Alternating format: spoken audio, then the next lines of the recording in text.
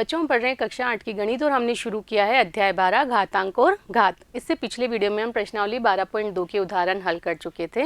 आज हम हल करेंगे प्रश्नावली 12.2 के प्रश्न। तो करते हैं पहला प्रश्न हल। पहला प्रश्न देखिए क्या दिया गया है, निम्न संख्याओं को मानक रूप में व्यक्त कीजिए। तो ये आपको कुछ संख्याएं दी गई है, आपको इनको मानक रूप में बदलना है, जो कि हम डिटेल में समझ चुके हैं कि कैसे बदला जाता है। तो एक एक प्रश्न हल करते हैं। पहला देखिए हल, पॉइंट के बाद कितने जीरो हैं, 1 2 3 4 5 6 7 8 9 10 11।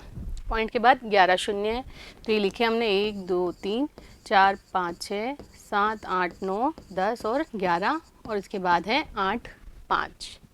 क्लियर। इसको बदलना है आपको मानक रूप में। तो पॉइंट को क्या करना पड़ेगा, किस तरफ शिफ्ट करना पड़ेगा, तो दाईं ओर शिफ्ट करना पड़ेगा। कितनी ओर, तो कितना अंक आगे करना है, 1 2 3 4 5 6 7 8 9 10 11 और 12। तो 12 अंकों के बाद में इस पॉइंट को लगाना है। तो ये 12 अंकों के बाद क्या हो जाएगा, ये 8.5 आ जाएगा। और 10 की घात, जब हम दाईं ओर शिफ्ट हो रहे हैं तो 10 की घात ऋणात्मक में बढ़ती है। तो 10 की घात कितनी आ जाएगी, 12 अंक शिफ्ट हुए हैं तो 10 की घात -12। ये हमने सीख रखा है। तो यही इसका मानक रूप है दी गई संख्या का। क्लियर। चलते हैं अगले प्रश्न पर। देखिए दूसरा, कितने शून्य गिनिए, 1 2 3 4 5 6 7 8 9 10 11। शून्य के बाद है 11 शून्य, पॉइंट के बाद है 11 शून्य। तो 1 2 3 4 5 6 7 8 9 10 11 और पीछे है 9 4 2। इसको लिखना है हमको मानक रूप में, मानक रूप में बदलना है। इसका मतलब इस पॉइंट को दाईं ओर शिफ्ट करना होगा। कितने अंकों से, तो देखते हैं 1 2 3 4 5 6 7 8 9 10 11 और 12। 12 अंकों से शिफ्ट करना होगा। तो ये क्या हो जाएगा, 9.42। अब 94.2 क्यों नहीं किया हमने, क्योंकि हमने पढ़ा है मानक रूप कौन सा होता है, m × 10 की घात n, जहाँ m होता है 0 से 1 से 10 के बीच में। इसलिए एक आप 94.2 करेंगे तो मानक रूप नहीं होगा, क्योंकि m का जो मान होता है वह 10 से कम ही होना चाहिए। क्लियर है। और 10 की घात कितनी आएगी, कितने अंक चलें, 11, तो ये शून्य और एक 12वां अंक 9। तो कितना हो जाएगा, 10 की घात, जब हम दाईं ओर चलते हैं तो 10 की घात ऋणात्मक में बढ़ती है, तो 10 की घात आ जाएगी -12। क्लियर है, समझ में आया। तो यही दी गई संख्या का मानक रूप है। चलते हैं अगले प्रश्न पर। देखिए तीसरा क्या दिया है, 602। पीछे कितने शून्य गिनते हैं, 1 2 3 4 5 6 7 8 9 10 11 12 13। 13 शून्य दिए गए हैं, तो लगाते हैं 1 2 3 4 5 6 7 8 9 10 11 12 और 13। इसको बदलना है आपको मानक रूप में। अभी यहाँ पर शून्य नहीं दिख रहा है, तो इसको हम 0.0 भी लिख सकते हैं। पीछे 0.0 लिखा है तो संख्या पर कोई फर्क नहीं पड़ेगा। क्लियर है।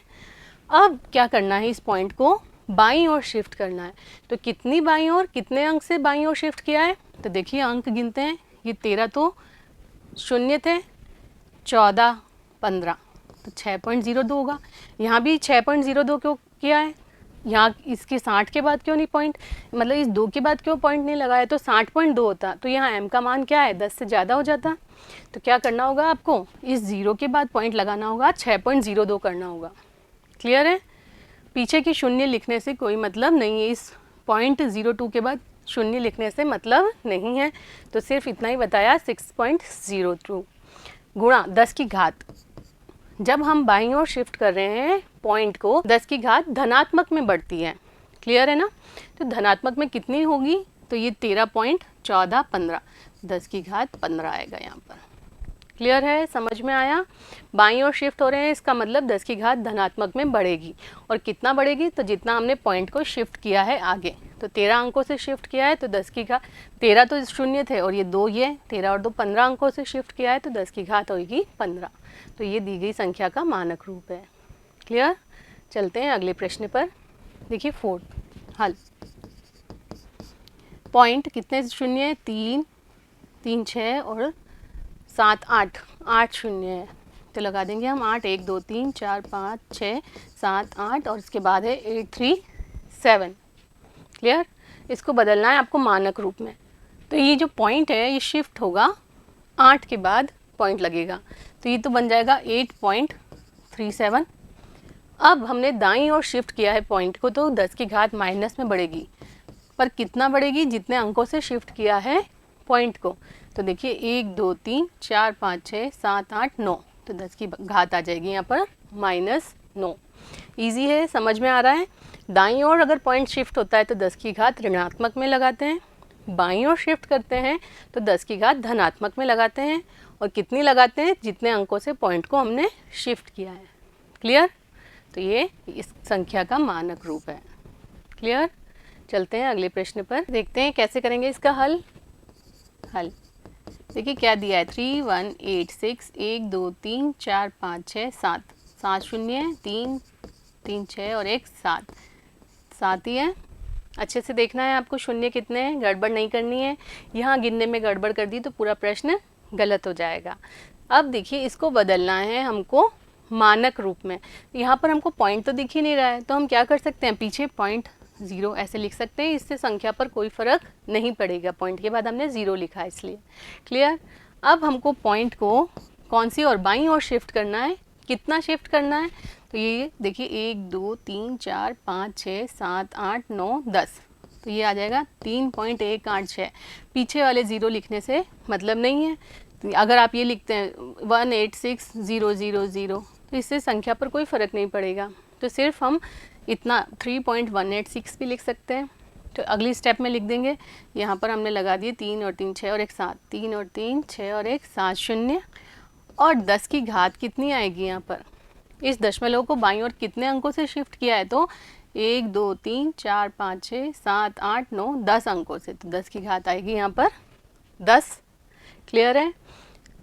अब यहाँ पर हमने ये पीछे वाले शून्य प्रदर्शित करने से मतलब नहीं है, तो हमने सिर्फ इतना ही प्रदर्शित कर दिया, 3.186 इंटू 10 की घात 10, तो यही दी गई संख्या का मानक रूप होगा। क्लियर? समझ में आया? तो चलते हैं अगले प्रश्न पर। दूसरा देखिए क्या दिया गया है, निम्न संख्याओं को सामान्य रूप में व्यक्त कीजिए। ये आपको कुछ संख्याएं दी गई है मानक रूप में, इनको बदलना है सामान्य रूप में, तो एक एक करके हल करते हैं हम। देखिए पहली 3.02 गुणा 10 की घात -6, ये दी गई है। तो इसको देखिए क्या लिख सकते हैं, 3.02 तो है ही है, गुणा 10 की घात -6 को +6 में बदलने के लिए क्या करते हैं हम, 1/10 की घात 6 हो जाएगी है। घातांक के नियम से हम जानते हैं, क्या जानते हैं, a की पावर -m बराबर होता है 1/a की पावर m के। क्लियर है? तो यहाँ देखिए अब आगे क्या कर सकते हैं, ये पॉइंट हटा के नीचे 2 0 आ सकते हैं। क्लियर? तो यहाँ आ जाएगा 302, ये है 2 0 और ये 6 0 और है यहाँ पर। 10 की घात 6 मतलब 10 का गुणा 6 बार है, तो 1 के बाद 6 शून्य है, तो ये 6 और 2 8 हो गए। इसको हम यहाँ पर शो कर सकते हैं, 6 तो ये वाले और 2 ये वाले, तो कितने हैं 8, 6 और 2 8, तो इसका मतलब ऊपर 8 अंकों के बाद शून्य आप पॉइंट लगा सकते हैं, पर यहाँ तो 3 ही अंक है, तो 8 करने के लिए क्या करेंगे हम, आगे 0 लगाया जा सकता है। तो गिन लेते हैं 8, 1 2 3 4 5 6 7 8, यहाँ 8 के बाद हमने लगा दिया पॉइंट, तो यही दी गई संख्या का सामान्य रूप है। क्लियर है? इजी है? क्या करना है आपको, जो पावर माइनस में दी है उसको पहले बदल दिया हमने धनात्मक घात में, यहाँ पॉइंट हटाया नीचे 100 आ गया, तो कुल नीचे कितने शून्य आ गए, 1 के बाद 8। इसका मतलब 8 अंकों के बाद, यहाँ पीछे से 8 अंकों के बाद पॉइंट आना चाहिए, पर हमारे पास तो यहाँ 3 ही अंक है, तो हम आगे शून्य लगा सकते हैं। फिर हमने 8 अंक काउंट किए और पॉइंट लगा दिया। क्लियर है? चलते हैं अगले प्रश्न पर।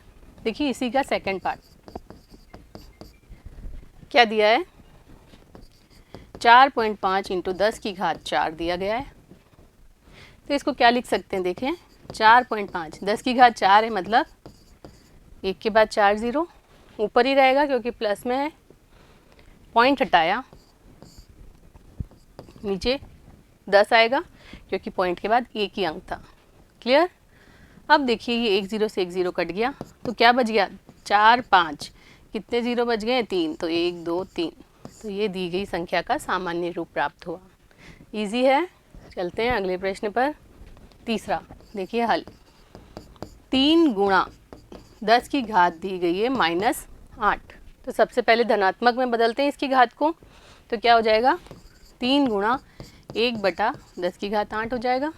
घातांक का नियम लगाया है यहाँ पर, a की पावर -m बराबर होता है 1/a की पावर m के। क्लियर। अब देखिए 10 की घात 8 है, मतलब 1 के बाद कितने ज़ीरो हैं, 8। ये लगा दिया हमने। अब इसका मतलब क्या है कि आपको संख्याओं को काउंट करना है और 8 के बाद क्या लगाना है, पॉइंट पर। यहाँ तो एक ही संख्या है तो आप 0 लगाएंगे आगे, एक और 0 आ जाएगा। अब देखिए 8, ये 3 6 और ये 2 8, तो 8 अंक गिनते हैं हम, 1 2 3 4 5 6 7 8। इस 8 के बाद यहाँ लगा दिया हमने पॉइंट यहाँ। तो यही दी गई संख्या का मानक रूप हमें प्राप्त हुआ, क्योंकि आप यहाँ से जब पॉइंट हटाएंगे तो कितने ज़ीरो आएंगे, नीचे 8 ज़ीरो आएंगे, तो 8 ही तो ज़ीरो है, यही मिल जाएगा वापस हमें। तो इसका मतलब आपको नीचे वाले 0 काउंट करने हैं और उतनी संख्या काउंट करके पीछे से 8 बाद पॉइंट लगा देना है। क्लियर, इजी है, समझ में आया। चलते हैं अगले प्रश्न पर। देखिए 4 क्या दिया है, 1.0001 गुणा 10 की घात दी गई है 9। इसको आपको बदलना है सामान्य रूप में। तो देखिए क्या करेंगे हम, 1.0001, ये पॉइंट हटाया, नीचे कितने शून्य आएंगे, 1 2 3 4 है, पॉइंट के बाद 4 अंक है इसलिए 4 शून्य नीचे आ जाएंगे, ये लगा दिए। गुणा 10 की घात 9 है, तो 1 2 3 4 5 6 7 8 9, यही मतलब हुआ 10 की घात 9 का मतलब। अब ये 4 ज़ीरो, ये 4 ज़ीरो कट गए, तो क्या आया देखिए 10001, ये तो था ही। इसके पीछे कितने ज़ीरो लगाने होंगे, 2 2 4 और 1 5, 1 2 3 4 5। तो यही दी गई संख्या का सामान्य रूप प्राप्त होगा। क्लियर। चलते हैं अगले प्रश्न पर। 5th पार्ट, इसका सॉल्यूशन या हल देखते हैं। 5.8 गुणा 10 की घात दी गई है आपको 12। हल करते हैं इसको, कि क्या हो जाएगा, 5.8 है, पॉइंट हटाया, नीचे कितना आएगा, 1 के बाद 1 ही शून्य आएगा, क्योंकि पॉइंट के बाद 1 ही अंक था यहाँ पर। गुणा ये है 10 की घात 12, यहाँ कुछ नहीं है तो 10 की घात 1 है, ये लिख सकते हैं हम। तो देखिए क्या हो जाएगा, ये हो गया 58/10 गुणा 12, 1 2 3 4 5 6 7 8 9 10 11 12। 10 की घात 12 है, मतलब 1 के बाद 12 शून्य लगा दिया हमने, 1 ज़ीरो से 1 ज़ीरो कट गया, तो क्या उत्तर प्राप्त हुआ, 58। अब कितने शून्य बच जाएंगे, 12 थे, 1 इससे कट गया तो 11 लगा देते हैं, 6 7 8 9 10 11। तो यही दी गई संख्या का सामान्य रूप हमें प्राप्त हुआ। क्लियर है, इजी है, समझ में आ गया। चलते हैं अगले प्रश्न पर। देखिए इसका 6ठा पार्ट, हल। क्या दिया है, 3.61492 गुणा 10 की घात दी गई है आपको 6। इसको हमको बदलना है सामान्य रूप में। तो देखिए क्या हो जाएगा, 3.61492, पॉइंट हटा के कितने नीचे शून्य आएंगे, 1 2 3 4 5, पॉइंट के बाद 5 अंक है तो 5 शून्य नीचे आ जाएंगे, 1 2 3 4 5, गुणा 10 की घात 6, तो 6 शून्य आएंगे 1 के बाद, 3 और 3 6। अब देखिए 5 तो कट गए, 3 और 2 5 कट गए, तो क्या मिल गया हमको, 361492, ये तो था ही, इसके बाद में 1 शून्य आ जाएगा, तो ये दी गई संख्या का सामान्य रूप हमें प्राप्त हुआ। क्लियर, समझ में आ गया। चलते हैं अगले प्रश्न पर। देखिए इसी का तीसरा क्वेश्चन क्या दिया गया है, निम्नलिखित कथनों में जो संख्या प्रकट हो रही है उन्हें मानक रूप में आपको व्यक्त करना है। अब आपको कुछ कथन दिए गए हैं, उनमें जो भी संख्या व्यक्त हो रही है उसको आपको मानक रूप में बदलना है। तो देखते हैं, हम एक एक करके हल करते हैं। हल, इसमें एक संख्या दी है 1 माइक्रोन 1 बटा कितना लिखा है, ये 3 और 2 10 लाख मीटर के बराबर होता है, ये आपको दिया गया है। तो क्या लिखा है, 1 माइक्रोन बराबर है 1 बटा 1 2 3 और 3 6, 3 4 5 6, मीटर के बराबर होता है। तो यहाँ पर ये संख्या प्रकट हुई, तो इस संख्या को आपको बदलना है मानक रूप में। तो देखिए 1/10 कितनी बार है, 3 और 3 6 शून्य है नीचे, इसको बदलना है हमको मानक रूप में। तो हम क्या कर सकते हैं, देखिए ये 1 तो है ही, गुणा 10 की घात कितनी है ये, इसको ये लिख सकते हैं 1/10 की घात 6 लिख सकते हैं, 6 शून्य है। तो अब ये जो 10 की घात 6 है ऊपर आके क्या हो जाएगी, 10 की घात -6 हो जाएगी। घातांक के नियम से क्या नियम लगा यहाँ पर, a की पावर -m बराबर होता है 1/a की पावर m। तो ये जो 10 की घात 6 पॉजिटिव वाली नीचे थी वो ऊपर आके 10 की घात हो गई -6। तो यही दी गई संख्या 1 माइक्रोन का कौन सा रूप है, मानक रूप हमें प्राप्त हुआ। क्लियर। अगला प्रश्न देखिए क्या दिया है, एक इलेक्ट्रॉन का आवेश आपको ये दिया गया है, तो कूलाम्ब होता है। तो यहाँ पर ये संख्या प्रकट हुई, इस संख्या को बदलना है मानक रूप में। तो लिख लेते हैं संख्या क्या है, 1 2 3 4 5 6 7 8 9 10 11 12 13 14 15 16 17 18। तो संख्या क्या है, पॉइंट 1 2 3 4 5 6 7 8 9 10 11 12 13 14 15 16 17 18 और उसके बाद है 1 6। ये संख्या दी गई है, इसको हम क्या बदलना चाह रहे हैं, मानक रूप में। तो देखिए पॉइंट को शिफ्ट करेंगे दाईं ओर, कितना 1 2 3 4 5 6 7 8 9 10 11 12 13 14 15 16 17 18 19 अंकों से शिफ्ट किया दाईं ओर पॉइंट को, तो 10 की घात माइनस में बढ़ेगी। 19 अंकों से शिफ्ट किया है तो 10 की घात आ जाएगी -19। तो यही दी गई संख्या का मानक रूप हमें प्राप्त हुआ। 1.6 इंटू 10 की घात -19 कूलाम्ब में दिया है तो कूलाम्ब। क्लियर, इजी है। चलते हैं अगले प्रश्न पर। तीसरा देखिए क्या दिया है हल। जीवाणु की माप दी गई है 1 2 3, कितने पॉइंट है, 3 और 3 6 और 5 मीटर। तो यहाँ पर जो भी संख्या प्रकट हुई है इस वाक्य में आपको उसको मानक रूप में बदलना है। तो ये संख्या दिख रही है हमें, इसको बदलना है मानक रूप में। तो क्या करेंगे, इस पॉइंट को कहाँ दाईं ओर शिफ्ट करना होगा। तो कितने दाईं ओर, 1 2 3 4 5 6 7 अंक हमको दाईं ओर शिफ्ट करना है। तो ये हो जाएगा 5.0 भी लिख सकते हैं या 5 लिख सकते हैं, गुणा 10 की घात क्या आ जाएगी, जब दाईं ओर शिफ्ट हो रहा है मतलब 10 की घात ऋणात्मक में बढ़ेगी। 7 अंकों से शिफ्ट हुआ है, 3 और 3 6 और 1 7, तो 10 की घात आ जाएगी यहाँ -7। तो यही दी गई संख्या का मानक रूप है। क्लियर, समझ में आ गया। चलते हैं अगले प्रश्न पर। 4, पौधे की कोशिकाओं की माप दी गई है। ये अंक यहाँ पर दिख रहा है हमें, क्या है 1 2 3 4, 4 शून्य पॉइंट के बाद और उसके बाद है 1 2 7 5। इसको बदलना है आपको मानक रूप में। तो ये जो दिया गया है पॉइंट, उसको कितना दाईं ओर शिफ्ट करना होगा, कितना 1 2 3 4 5 अंक दाईं ओर शिफ्ट हुआ है। तो यहाँ तो हो गया 1.275 और 10 की घात ऋणात्मक में बढ़ जाएगी -5। आपने यहाँ 1 के बाद ही क्यों लगाया, 12 के बाद पॉइंट क्यों नहीं लगाया, क्योंकि हम जानते हैं m का मान 1 से 10 के बीच में ही होता है। क्लियर, तो ये इजी है, समझ में आ गया। तो पॉइंट को आपको कहाँ शिफ्ट करना है, दाईं ओर या बाईं ओर, या आप संख्या देख के बता सकते हैं। क्लियर है, दाईं ओर शिफ्ट करते हैं तो 10 की घात ऋणात्मक में बढ़ती है, पॉइंट को अगर बाईं ओर शिफ्ट करते हैं तो 10 की घात धनात्मक में बढ़ती है। क्लियर, चलते हैं अगले प्रश्न पर। 5वां, मोटे कागज की मोटाई आपको दी गई है 0.07 मिलीमीटर। तो यहाँ पर एक ही अंक दिख रहा है हमको, ये 0.07। इसको बदलना है मानक रूप में। मानक रूप में बदलने के लिए आप क्या कर सकते हैं, ये देखिए पॉइंट है, इस पॉइंट को 2 अंकों से शिफ्ट करना पड़ेगा दाईं ओर। तो यहाँ पर तो हो जाएगा 7 के बाद पॉइंट आ जाएगा, तो 7.0 हो गया। और कितना शिफ्ट किया है, 2 अंकों से शिफ्ट किया है, तो 10 की घात -2 हो जाएगी। तो यही दी गई संख्या का क्या हो जाएगा, मानक रूप। क्लियर, इजी है। चलते हैं अगले प्रश्न पर। अगला प्रश्न है चौथा, ये इस प्रश्नावली का लास्ट प्रश्न है।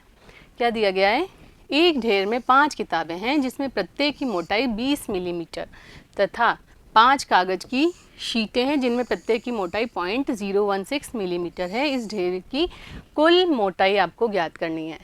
एक हमारे पास ढेर है, उस ढेर में 5 तो किताबें हैं जिनमें प्रत्येक की मोटाई है 20 मिलीमीटर और 5 शीटें हैं कागज़ की जिसमें प्रत्येक शीट की मोटाई है 0.016 मिलीमीटर।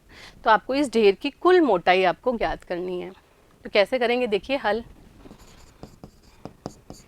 एक किताब दिया गया है तो एक किताब की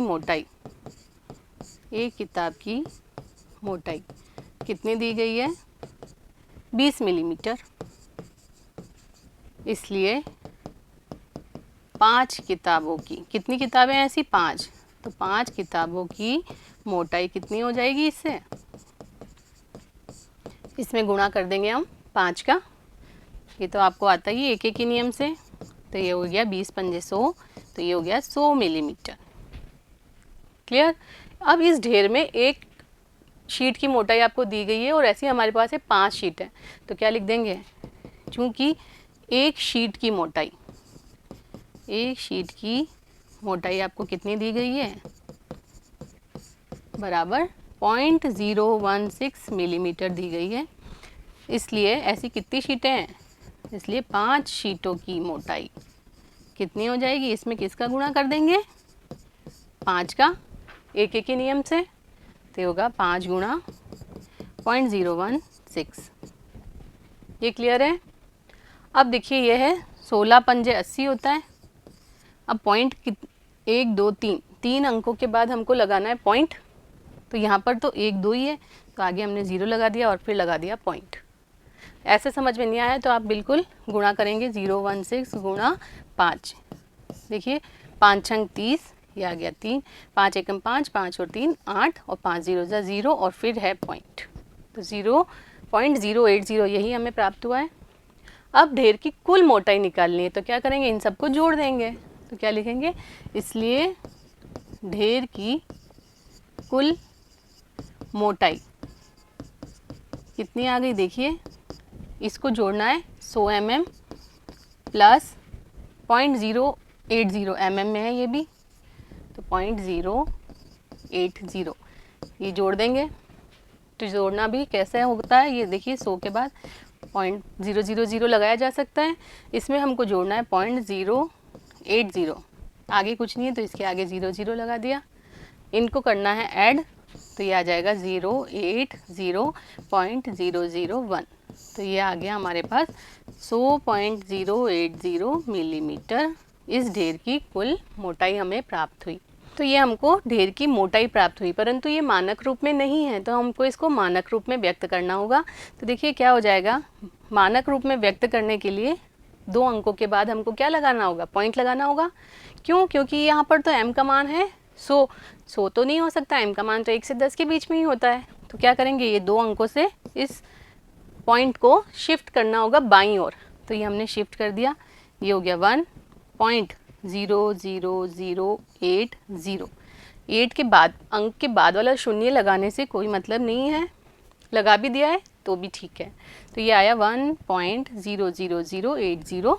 अब कितने अंकों से बाईं ओर शिफ्ट हुआ है, 2 अंकों से। दशमलव जो है वो हमारा 2 अंकों से बाईं ओर शिफ्ट हुआ है, तो 10 की घात धनात्मक में बढ़ेगी जितने अंकों से शिफ्ट किया है। 2 अंकों से किया है तो धनात्मक में 10 की घात 2 आ जाएगा मिलीमीटर में। ये क्लियर है। अब ये देखिए यहाँ पर शून्य लगाने से कोई मतलब नहीं है, तो हमने सिर्फ इतना बता दिया 10 की घात 2 मिलीमीटर। 1.0008 इंटू 10⁻² मिलीमीटर, तो ये हमारा उत्तर होगा। तो आपको जो उत्तर मिला है उसको आपको मानक रूप में शो करना है। तो ये समझ में आया, ये इस प्रश्नावली का लास्ट प्रश्न था और इस अध्याय का भी लास्ट प्रश्न था। अगले वीडियो में हम मिलेंगे अगले अध्याय के साथ, तब तक जुड़े रहिए। धन्यवाद।